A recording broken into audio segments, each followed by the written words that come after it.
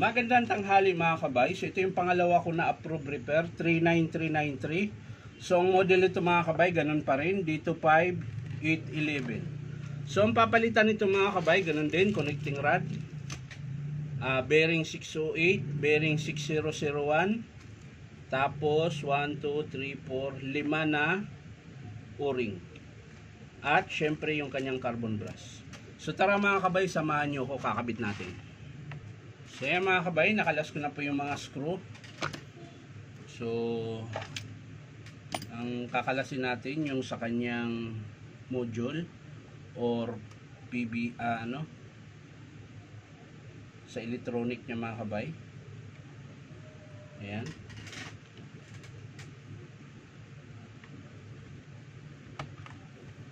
So ayaw mga kabay, nagmamatigas ang walang hiyas. So yan mga kabay, nakalas ko na siya. So kailangan natin tanggalin yung wire na dalawa. Ayan, para makalas natin yung handle. At syempre yung carbon brass, kakalasin na natin dahil magpapalit din po tayo. Ayan. So ang sunod mga kabay ay yung screw. Kailangan nating tanggalin yung screw.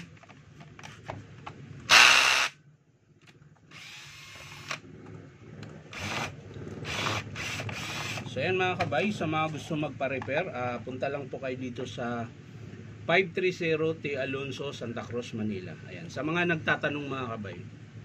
Ayan.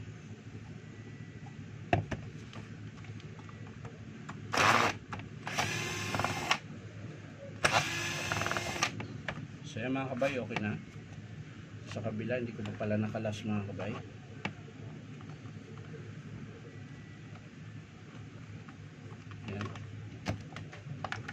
So sisikwatin mo lang yan mga kabay, yan hanggang sa makalas. So kaso lang meron pa palang screw, hindi mo talaga masikwat yan mga kabay hanggat di natanggal yung lahat ng screw. Ayan, meron pa sa kabila.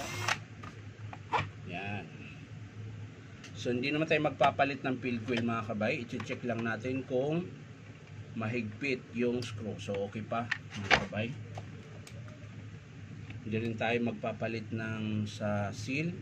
So ang papalitan natin ay yung 6001 lang. So pero kailangan pa rin natin tong kalastin mga kabay.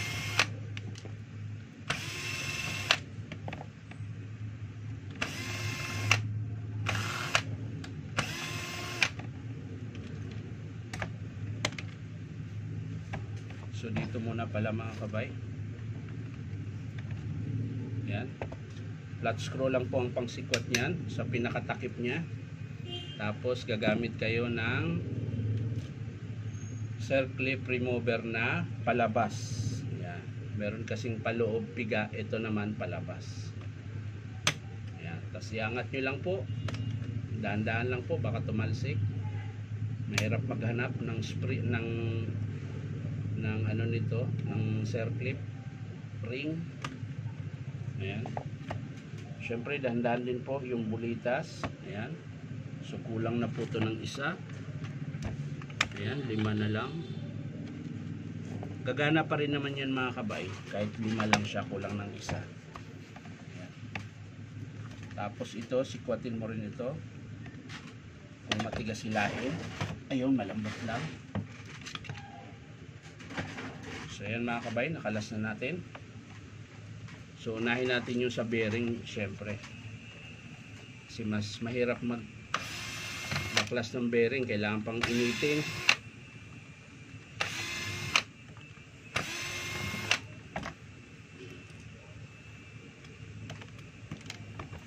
Yan. So pambaklas dito mga kabay ay yung ayan, yung nakabuka.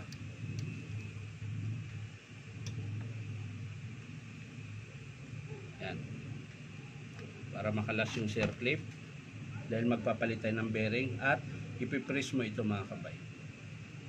Ngayon, kung wala naman kayong press mga kabay, pwede nyong kalangan dito, nakaganyan, tapos pupukpukin nyo. Pero gagamit kayo ng kahoy para hindi masira yung shafting ng armature. Mag-isip kayo ng paraan kung paano nyo pukpukin na hindi masira yung shafting ng armature. Kaya maganda talaga mga kabay, ipipress na lang para safety. So ipipress ko lang ito mga kabay. So yan mga kabay, na-press ko na po, nakatanggal ko na yung armature. So sa mga ganitong bearing mga kabay, ayan, kung paano mo siya kalasin. Wala naman siyang sundutan sa likod dahil sarado. Okay yung isang 6001 dahil pwede mo siyang sundutin dito dahil butas. Pero itong 608 ay sarado po siya. So meron naman pangkalas yan mga kabay, wala lang ako. Yung iba naman, ginaganon lang. Tapos inaangat daw. Pwede naman. Pero yung sa akin mga kabay, gamit ko heat gun lang. Ito. Iinitin ko lang siya mga kabay. Yan. Tulad ng gagawin ko. Yan. Bubukus lang natin. Yan. Iinitin ko lang siya. Ganyan.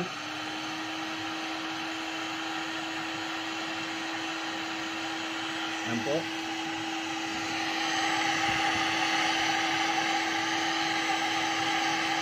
Maiinitan lang natin.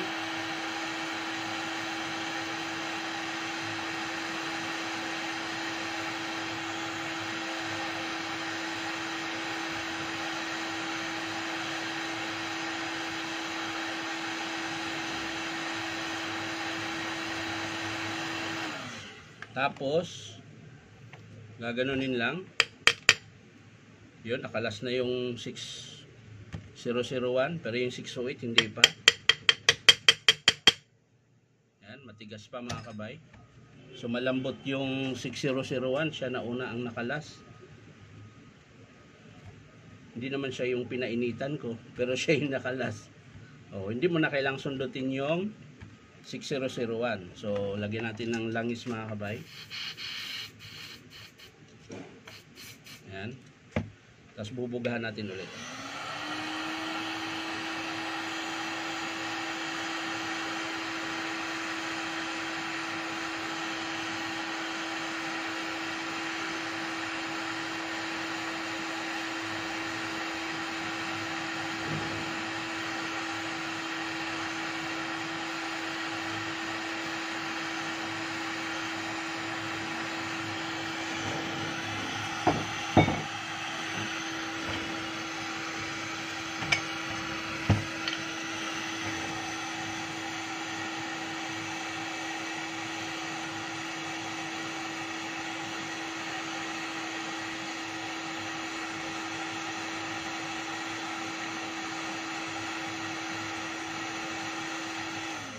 Ayan, testing natin mga kabay kung makalas na siya. Ayun, kalas siya mga kabay. Oh. Pero mainit. Ayan. Diba? Oh, hindi ka na mahirapan kakasungkit-sungkit. Ayan. Kahit naman po sa mga malalaking bearing, pag iniinitan nyo yan, makakalas po talaga yan. Kasi aangat yan pusa. Ayan. So pwede na nating ilagay yung bagong bearing. So ayan mga kabay, ilalagay na natin yung bearing. Ayan. So wala pong kahirap-hirap maglagay ng bearing yung mga kabay. Pag medyo mainit siya, ayan, nawala na yung init. So pwede mo na siyang pukpukin. O, dahil nag-iba mga kabay, initin natin.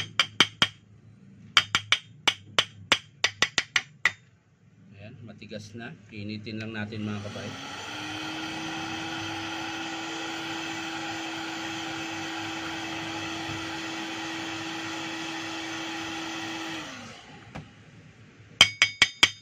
Ay na makalas. Ay na makalas. Tumabingi kasi mga kabay yung paglagay natin, kaya ganun siya. Dapat kasi pantay talaga siya.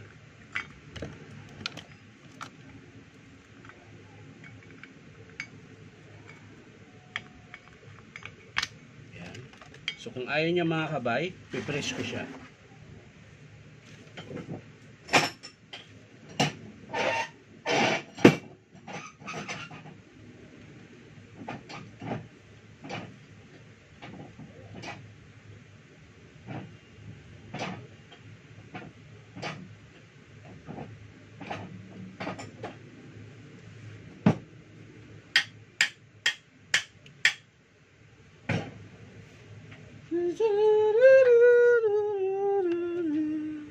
So yan mga kabay, na-press ko na po siya.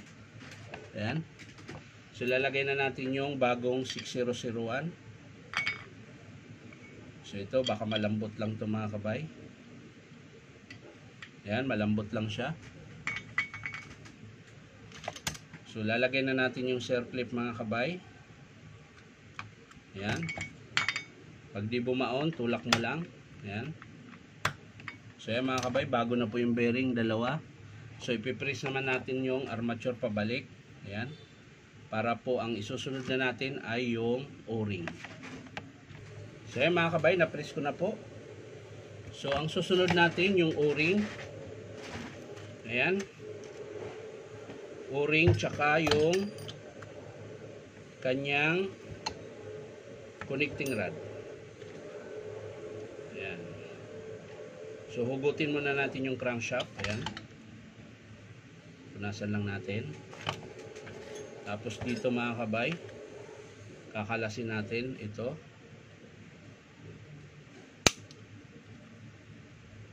Ayan. Tapos hugutin natin.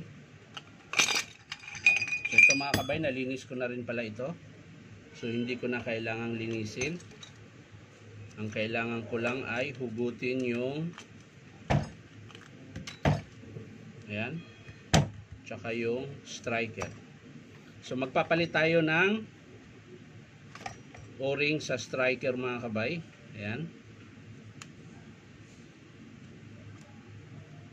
Ay pa makisama oh. Bumabalik pa talaga siya. Aray, sakit ah. Nanunusok din, kaya minsan ingat din mga kabay. Pag dumudulas doon sa kamay mo papunta. So yan, okay na yung sa striker. Ngayon yung sa connecting rod naman mga kabay, yan, tutusukin nyo lang yung pin. Tapos hugutin nyo yung lumang connecting rod na nabali. Papalit natin yung bago mga kabay. Ayan, so pag ganun lang po. Hindi naman po siya pwede magkabaliktad dahil medyo maliit yung sa dulo. So ibig sabihin yung maliit na dulo para yan dito sa piston pin. Ayan. Kasi pag binaliktad yun mga kabay, aalog-alog naman yung sa piston at doon naman sa crankshaft mga kabay, hindi papasok. So ayan, okay na mga kabay.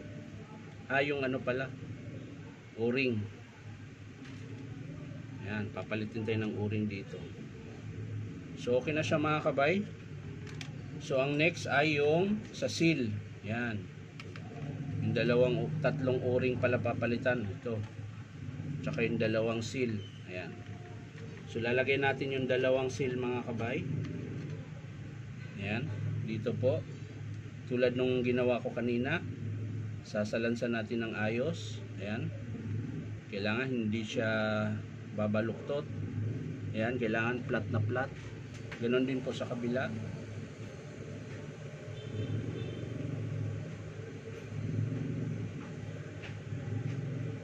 Ayan. Ito na lang. Tapos na? Hindi, sabi na lang.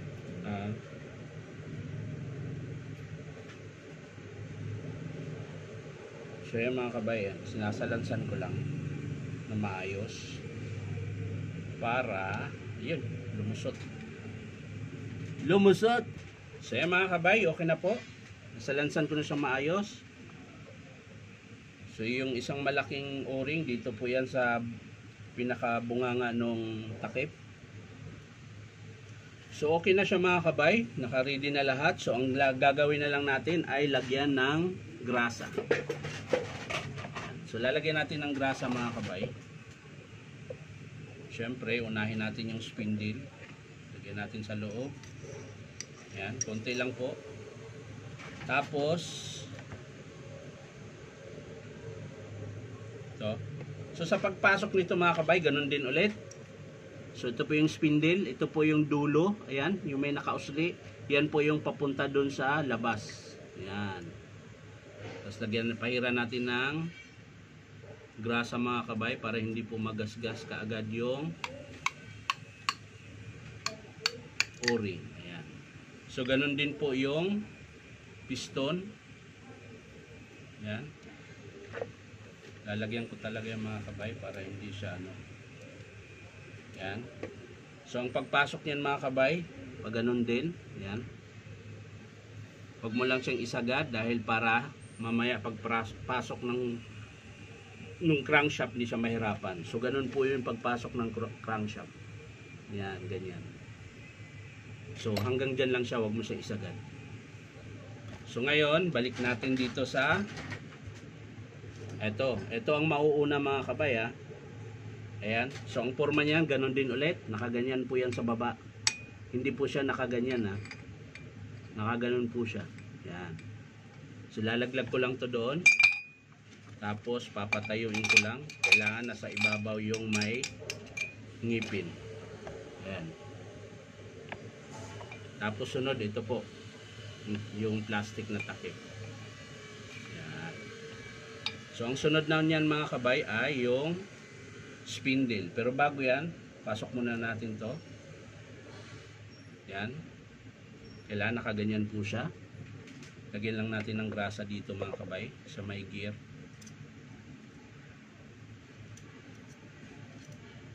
Ayan. Dagdagan ko lang konti dito. So yan, okay na yan mga kabay. So papasok na po natin to mga kabay. Yan. Tapos iikot-ikutin nyo po para po sumalpak siya. Yun, pumasok na. Tapos ito din, iikutin mo rin. Sa kanyo, bago nyo pukpukin mga kabay, kailangan lapat na lapat muna. Para hindi maipit yung o-ring. Ayan, tapos sisilipin nyo kung nakaangat na yung lagayan ng circlip. Yan, pwede na po yan. Tigil nyo na yung pagpukpok, tsaka lagay nyo na yung circlip. At syempre yung pangsara. Ayan. So ganun din ulit mga kabayan, tumunog na kanina, ibig sabihin salpak na siya sa kanyang lagayan. So yan mga kabay, okay na po yan. Iikutin lang natin at ilalagay natin yung connecting crankshaft. Ayan. Yun, pasok na po siya. Ayan. Papansin nyo, so iikutin natin yung crankshaft para hindi makalas. Yan. So, ang next mga kabay, yung armature na. Ito na. So, bago yan mga kabay, maglagay ako ulit ng grasa dito. Yan.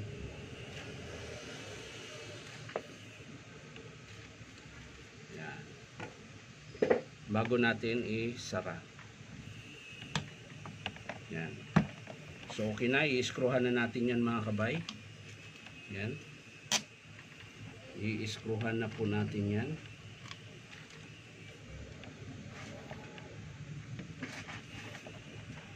So yan na mga kabay, tapos na po, na-screw na natin. Malapit na po siya. So ang sunod yung, ito po, yung takip. Pinakabapol niya po. Ayan.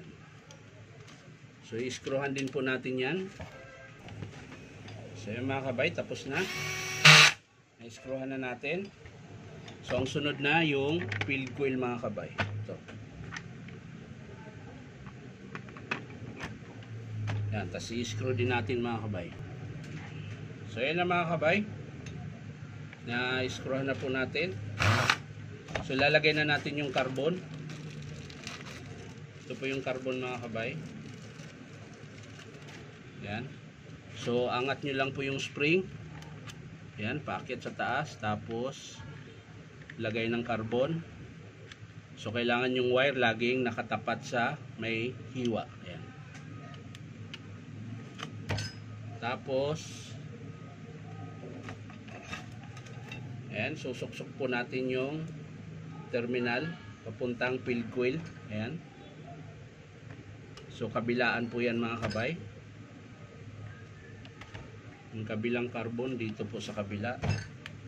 Ayan, angat nyo rin yung spring bago nyo ilagay yung carbon brush. Tapos susuksok nyo rin siya dito sa kabila na field coil terminal. Yan. So ayan mga kabay, yan na po siya. Ayan. So ang sunod mga kabay ay yung handle. Ayan. Huli natin yung sa may ano niya. Yung huli lang natin yung sa spindle. So dito muna tayo. Ayan. Lagyan lang natin siya ng screw para hindi makalas. Ayan. Dalawa po yan mga kabay. Kabilaan po.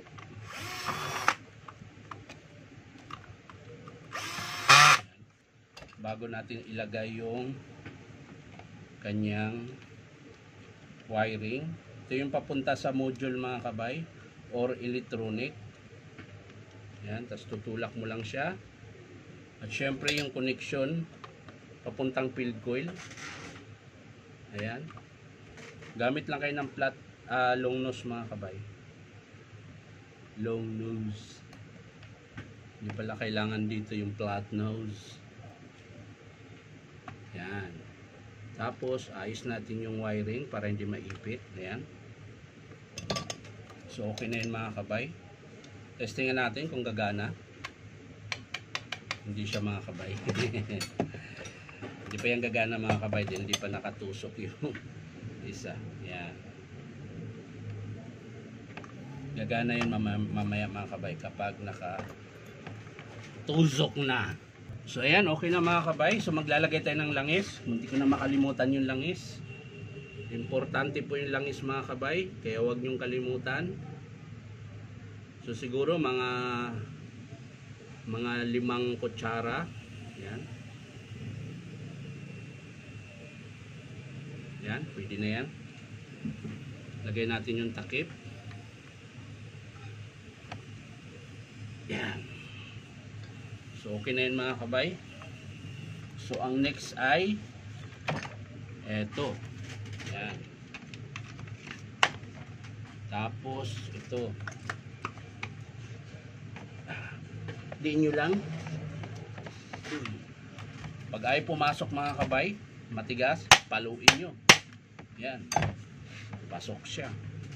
Tapos yung bulitas. Yan. So isa-isahin nyo na lang mga kabay. Yan. Bago nyo itusok yung spring. Yan. Yun na, nalaglag na. Balik natin. Tapos ito. At syempre yung circlip.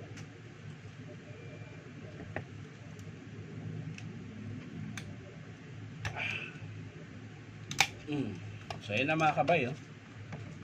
Nakabit ko na po. Yan. Susunod mga kabay yung takip. Ito po.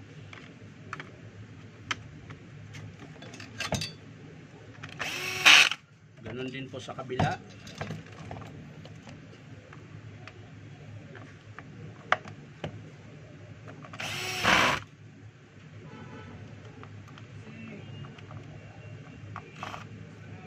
Good morning, boss. So yan mga kabay, nakabit ko na po. So titesting na lang natin kung gumagana. Ayan.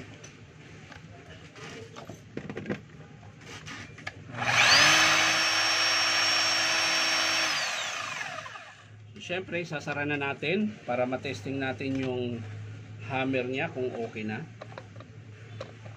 Ayusin lang natin yung wire mga kabay at baka maipit. Ayan. Lagyan na natin yung screw.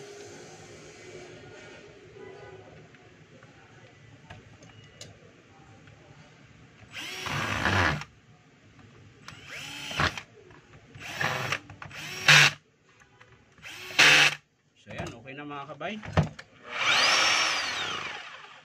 So lalagyan na natin ng bala ngayon. Titestingin natin.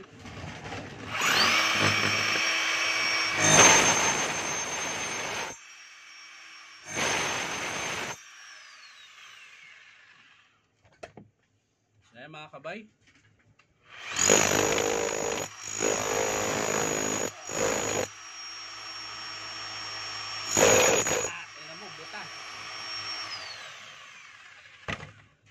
So pwede na siyang pangtibag uli mga kabay.